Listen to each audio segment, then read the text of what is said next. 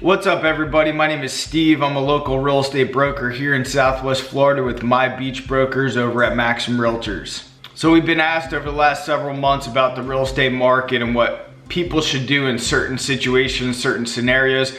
All I can do is give my opinion of what I would do in these specific situations and scenarios. So I kind of broke it down. What I want you guys to do is do your homework, get second, third, fifth opinions on what you should do and what's going to be right for you and your family. But we're going to dive into different scenarios right now. All right, as a seller, if you have to sell, I would probably get your property on the market sooner than later. I would make sure that the property is in sellable condition. You have to understand, over the last several years, a lot of people have done a lot of improvements to their property. So if you don't have the necessarily financial capability to do certain improvements, just make sure your curb appeal looks good, that the property's clean. If you can paint it to make it smell and look fresher, do that. And yes, I would go to market sooner or later, and I make sure that it's competitively priced. Now, if you're someone that doesn't have to sell and you just want to test the market, I probably wouldn't put it out there, especially if our supply increases.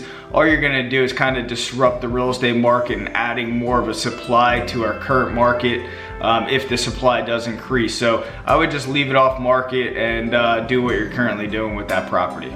If you're a prospective buyer looking for your primary residence, that's great. Rates are still low. I would concentrate on looking for 30-year fixed mortgages. Also, with the climate of everything going on, make sure that you're getting a property that is conservative, where your monthly payment is pretty conservative. I wouldn't over leverage in any sense.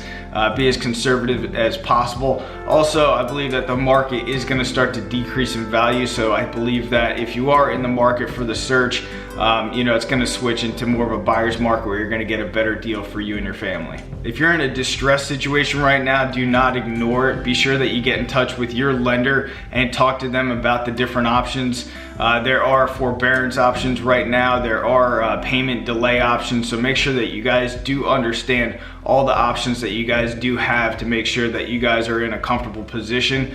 Also, if you're in a position where you have not made your mortgage payment, again, get in touch with your lender. Find out maybe there's a possible way that you can do a loan modification, a certain forbearance. Maybe you guys are even able to modify that loan with that lender to extend the amortization rate or even bring down the interest rate on it to decrease your monthly payment. There are options out there. And if it comes to that point in time where there are no other options, I'm going to put a link below for you guys to email me, and I'll send you over a PDF guide on everything that you guys need to know about short sales. All right, for all the real estate investors out there looking for properties, for cash flow properties to rent out, it may be wise to wait 3, 6, 12 months. Just keep your eye on the market. Also, I would probably run numbers maybe on a decreased rent rate as well, because I believe that rents will come down a little bit as well. So you want to be conservative when you're running your numbers. For all the renters out there, I believe that rent rates will decrease. So if you're ending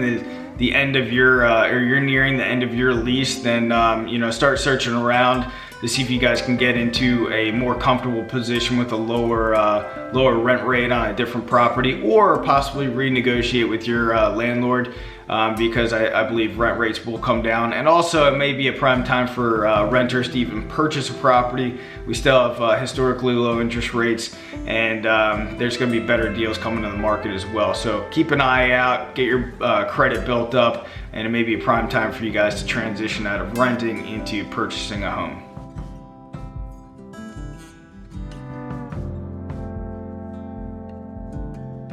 Again, these are all my personal opinions of what I would do in these scenarios in Southwest Florida. So again, I encourage you guys to do your own homework. Ask for second, third, fifth opinions from other people, other professionals, and do what's right for you guys and your family. And I really believe in a conservative approach, so keep your expenses as low as possible. And if you guys have any questions at all, you can comment below, and we'll be more than happy to respond in a timely manner. Thanks a lot, and I appreciate it.